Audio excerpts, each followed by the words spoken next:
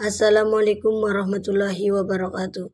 Perkenalkan, kami dari kelompok 4 akan memaparkan hasil diskusi kami dengan materi paragraf dengan anggota Denny, Anggi Puspita, Ayu Setiabudi, Rahma Estuwulansari, Istiani, Irma Yuniar, Muhammad Vicky Pratama, dan Rengga Ardiansyah. Materi pertama, pengertian paragraf yang akan dibacakan oleh saya sendiri. Yang pertama, penggabungan dari kalimat yang berisi gagasan utama atau pokok dari beberapa kalimat pendukung. Kedua, menurut KBBI, paragraf adalah bagian bab dalam suatu karangan yang biasanya mengandung suatu ide pokok dan penulisannya dimulai dengan garis baru. Fungsi paragraf. Pertama, pengapresian dari gagasan utama yang disampaikan oleh penulis. Kedua, menjelaskan keseluruhan dari ide pokok dengan mudah, logis, dan sistematis. Ketiga, sebagai tanda pergantian gagasan baru apabila karangan tersebut memiliki lebih dari satu gagasan utama. Keempat, untuk mempermudah pembaca dalam memahami gagasan utama sebuah karangan. Kelima, mempermudah pengendalian variabel apabila karangan lebih dari satu variabel. Keenam, membantu penulis dalam menyusun dan mengembangkan ide yang akan dituangkan dalam karangan yang berhubungan dengan topik yang akan dibahas. Ciri-ciri paragraf. Bagian awal paragraf sedikit masuk ke bagian dalam, diberi tanda inden.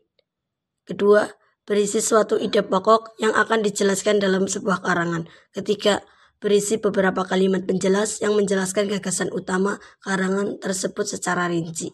Keempat, beberapa paragraf berisi opini penulis yang dinyatakan dalam kalimat penjelas. Demikian yang dapat saya sampaikan. Terima kasih. Selanjutnya akan dijelaskan oleh Mbak Anggi Puspita.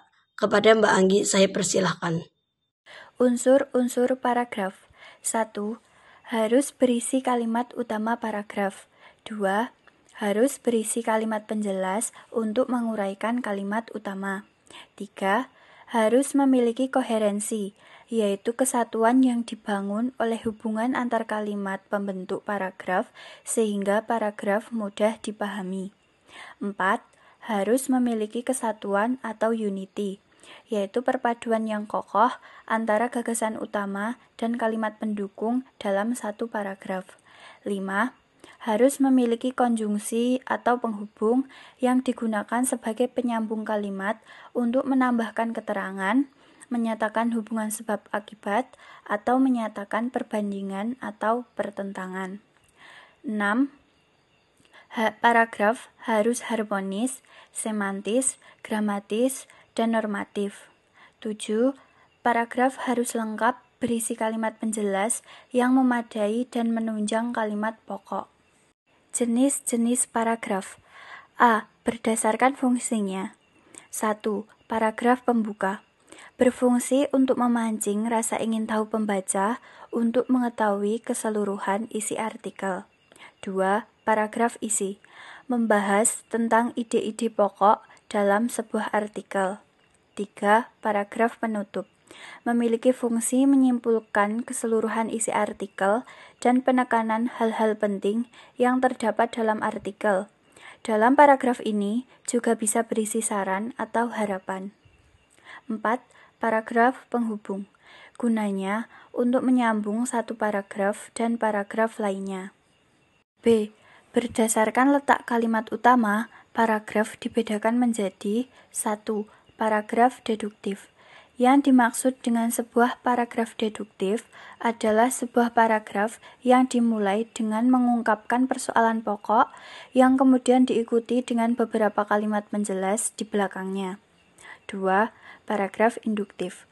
Paragraf ini sendiri merupakan sebuah paragraf yang dimulai dengan mengemukakan beberapa penjelasannya terlebih dahulu, lalu diakhiri dengan kalimat topik.